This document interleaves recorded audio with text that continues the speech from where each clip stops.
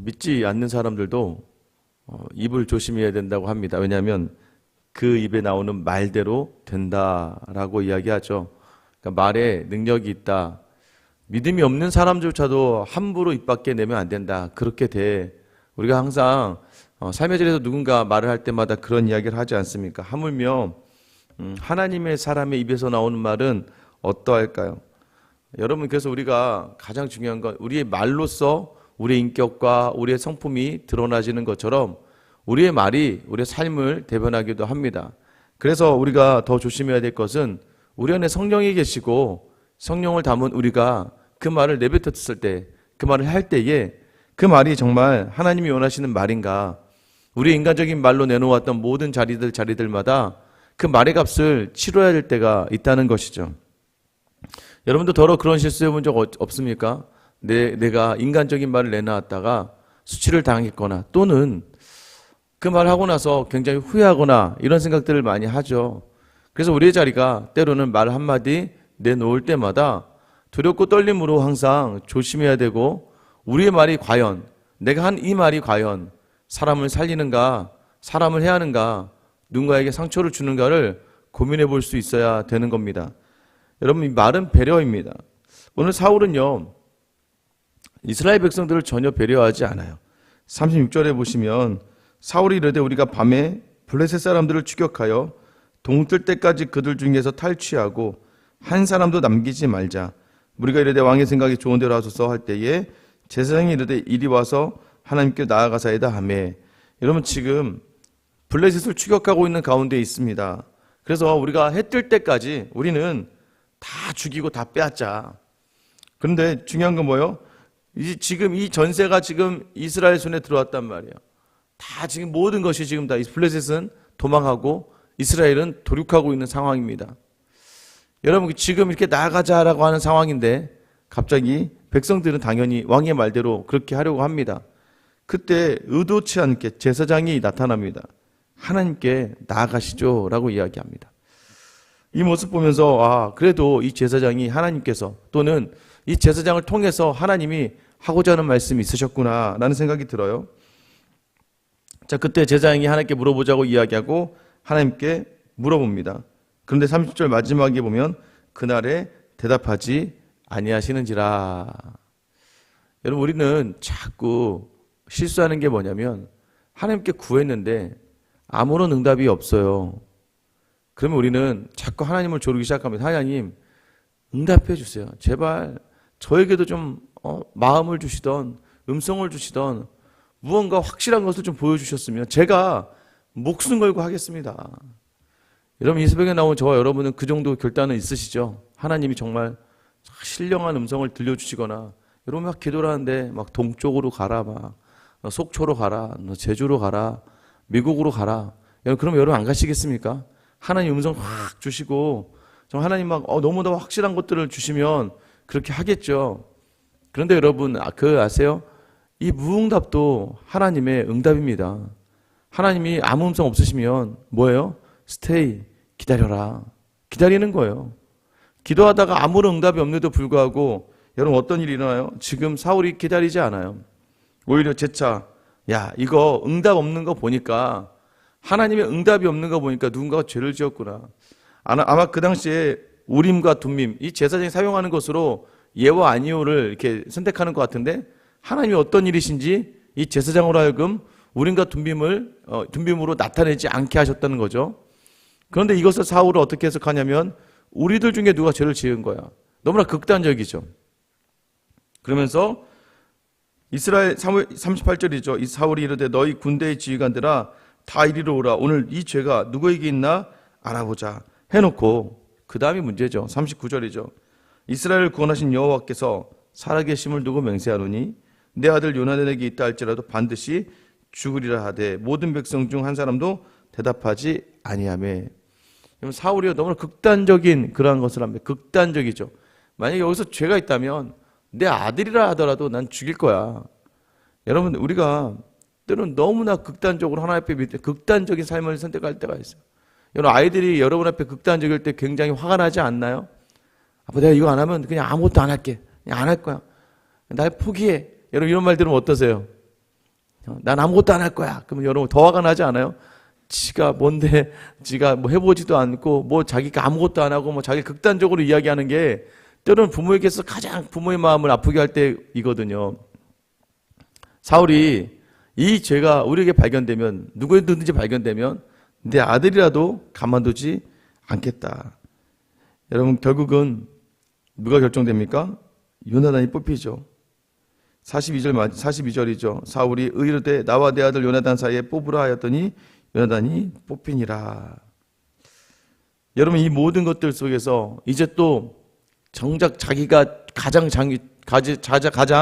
자기보다 더 중요한 요나단의 생명을 잃게 생겼습니다. 요나단도 43절에 이렇게 얘기하죠. 사울이 요나단에게 이르되 네가 행한 것을 내게 말하라. 요나단이 말하여 이르되 내가 다만 내 손에 가진 지팡이 끝으로 꿀을 조금 맛봤을 뿐이오나 내가 죽을 수밖에 없나이다. 여러분 이 말 자세히 보면요. 아니 내가 지팡이로 꿀을 조금 찍어 먹은 건데 제가 죽어야겠군요. 이 말은 무엇입니까? 사실 요나단은 죄가 없어요. 왜 죄가 없습니까? 몰랐거든요. 못 들었어요. 사울이 그 이야기를 할 때 요나단이 그 자리에 있지도 않았단 말이죠. 근데 사울이 뱉었던 저주, 누구든지 금식하지 않고 먹으면 저주가 있을지어다라는 저주, 그 저주가 결국 누구에게 향하는 거예요? 그 저주가 바로 자기 아들에게 향하게 되어버리는 거예요. 여러분 제가 누누이 말씀드리잖아요. 우리도 모르게 나오는 습관적인 말들, 어투들, 여러분 집안에서 자녀들이 보고 있을 때, 자녀들 듣고 있을 때 말을 조심하셔야 돼요. 사람에 대해서 함부로 평가하거나 사람에 대해서 함부로 이야기하거나 사람에 대해서 쉽게 이야기하게 되면요, 여러분 그 자녀들의 머릿속에 그게 다 남게 돼요. 혹여나 할머니 할아버지에 대해서 이야기할 때도 조심하셔야 됩니다. 내가 우리 시부모님이나 또 뭐 처가나 뭐 똑같죠. 동일하죠. 양가 부모님에 대해서 이야기할 때도 굉장히 조심하셔야 되는 게 그 아이들 그 안에 그 저주를 누가 받아요? 그 자녀가 받는 거예요. 제가 여러분에게 말씀드렸잖아요. 아이들 앞에서 남편 욕을 해봐야, 아이들이 남편에 대한 아내 욕을 해봐야 아내에 대한, 아빠에 대한, 엄마에 대한 그런 불안한 마음을 가지고 결국 누가 흔들리는 거예요? 그 자녀들이 그 모든 값을 치를 수밖에 없다는 정말 너무나도 무서운 이야기 아닙니까? 그래서 우리가 살아가면서 우리의 입을 정말 믿음으로 닫아야 되는 이유가 바로 거기에 있는 거예요. 이 아이들 아무 해맑고 아무것도 없는 아이들이, 심지어 학교 선생님에게 대해도 마찬가지죠. 저희도 학교 선생님이 아무리 이상해도 항상 아이들 앞에서는 선생님에게 뭐 전화를 드리거나 문의할 수는 있겠지만 아이들 앞에서는 왜 선생님이 왜 이런지 모르겠어 라고 이야기하면 네가 뭘 잘못했나 보지 라고 이야기합니다.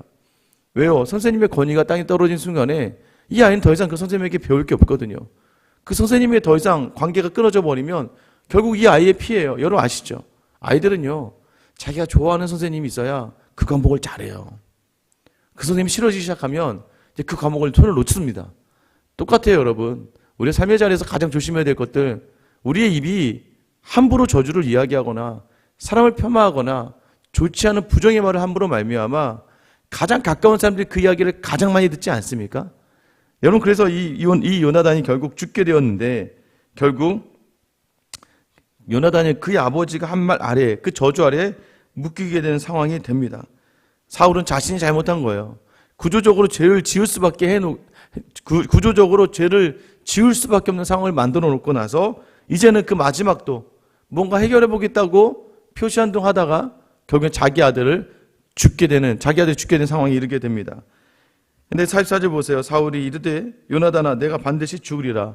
그렇지 않으면 하나님이 내게 벌을 내리시고 또 내리시기를 원하노라 하니, 또 너 이제 죽을 거야 라고 또 선포합니다.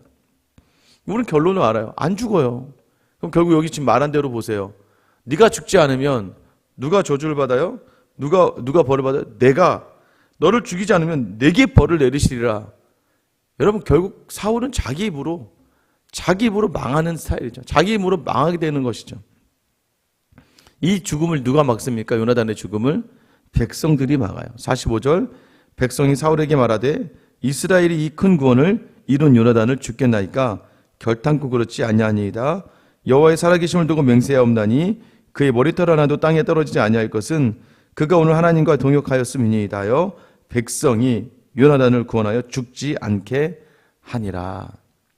사울은요, 하나님이 중요하지 않습니다. 사울의 모든 삶이 왕이 된 다음부터는, 그러니까 여러분 우리가 참 조심해야 돼요. 내 인생에 내가 왕이 된 다음부터는 하나님의 음성이 들어올 때가 없고요.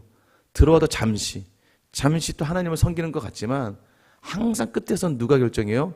내가 결정해요. 그래서 하나님은요, 안 주시는 거예요. 하나님이 그래서 여러분 생각과 다르게 하십니다. 왜요?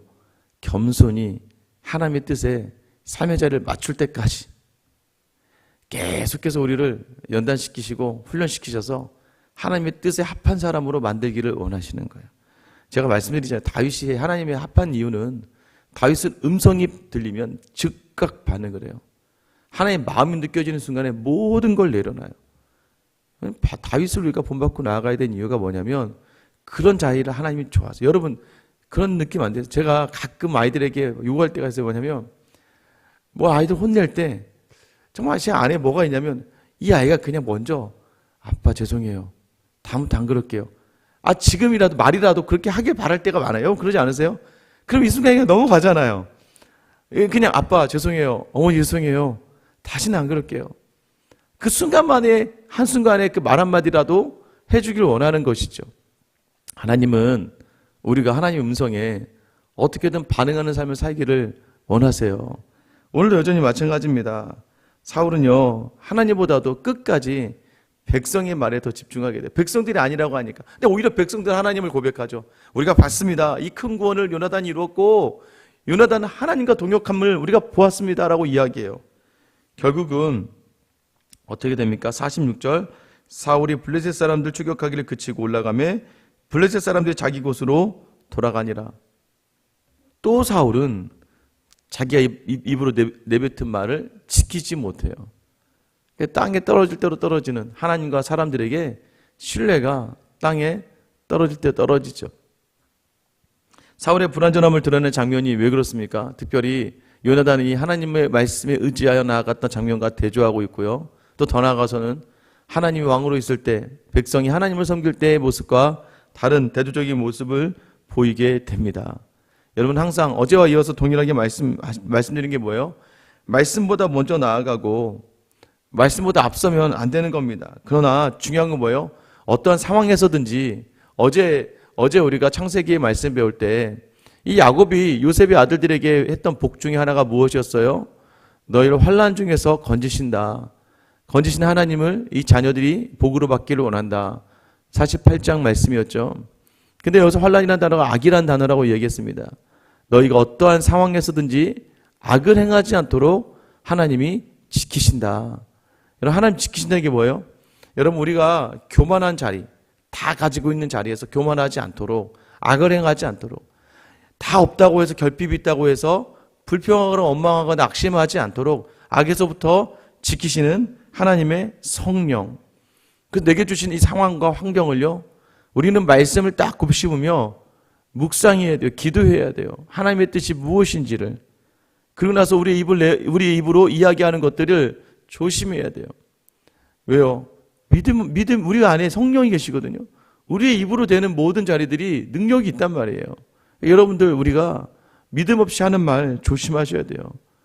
믿음으로 하지 않은 그 모든 생각과 말들은요, 결국은 나와 내 가족과 공동체를 어렵게 만들고 말아요. 오늘 한번 세워보세요. 여러분의 입이 오늘 나를 살리고 가족을 살리는 말을 하는가? 말을 하더라도 좀 지혜롭게, 말을 하더라도 상대방이 상처받지 않게. 저희 아이가 그래도 요즘에 참 그런 게, 아이들 잘못하면, 예전에 저희 이모님이 저한테 하셨던 말들이 기억나요. 맨날 무슨 잘못을 하면 야, 이 부자가 될 놈아, 야, 이 부자가 될 놈아. 여러분 들어도 기분 나쁘지 않은 욕이잖아요. 부자가 된다는데 뭐 기분 나쁜 욕이겠습니까? 저희 아이도 항상 그래요. 너 얼굴 못생겼으면 정말 죽을 뻔했다 아빠한테. 너 얼굴 못생겨서 아플 때 정말 혼났을 거야. 너 너무 이쁘니까 내가 봐줄 수밖에 없는 거야. 여러분 사실 이 말의 표현은 뭐 사실 속상하고 화가 나지만 그래도 이 아이에게 이런 어려움의 말들을 생명으로 전하는 말. 여러분의 오늘 입이 부디 여러분 우리 인간의 생각을 드러내고 내 욕심과 내 의지를 드러내는 말이 아니라 하나님이 원하시는 말, 남편에게, 아내에게, 자녀에게 만나는 곳에서마다 내 말이 저 사람을 살릴 수 있는 그런 살린 생명의 말을 할 수 있는 저 여러분 되시길 예수님의 이름으로 축원합니다. 기도하겠습니다. 하나님, 말씀을 담지 못하는 삶을 살아가는 우리를 불쌍히 여겨주셔서 우리 예수님은 무엇을 하든 어떤 말씀을 하시던 다 생명을 살리는 말씀이었는데, 하나님, 우리의 삶의 자리는 우리의 삶의 모습을 바라보며 불평하고 원망하고 분함과 억울함의 말을 하게 되고 짜증 섞인 말을 하게 되고, 또 하나님 주신 은혜의 자리에서도 교만한 말을 하고 나를 드러내고 인정받고 싶은 말들로 인하여 나의 말은 어떻습니까? 사람을 다 죽이고 사람을 더 어렵게 하고 사람을 더 힘들게 하지 않습니까? 주님, 오늘 이 시간 이 말씀을 듣는 우리 성도들 마음에 하나님의 영을 충만하게 채워주셔서 오늘 우리의 입이 열릴 때마다, 말을 할 때마다 사람이 살아나는 역사를 경험하는 저 우리 모든 성도를 다 되게 하여 주시옵소서. 우리를 살리라고 부르신 자리인데 왜 내가 죽고 가족이 죽고 나를 만나는 사람들이 죽게 되는지 오늘 다시 한번 우리의 마음과 생각을 주장하여 주셔서 가는 곳마다 겸손한 마음으로 상황과 환경 속에 말씀 가지고 묵상하며 하나님의 마음 담아 이야기하고 어디를 가든 생명을 경험하는 우리 모든 성도들의 하루가 되게 하여 주시옵소서. 십자가에 달리시는 그 끝까지, 십자가에 달리셔서 그 끝까지 생명을 살리시기 위하여 그 말씀을 전하시고 우리를 위하여 그 말의 능력으로 보이기 위하여 십자가에 달려 죽으신 우리 주 예수 그리스도의 이름 받들어 기도드립니다. 아멘. 그러신 기도할 때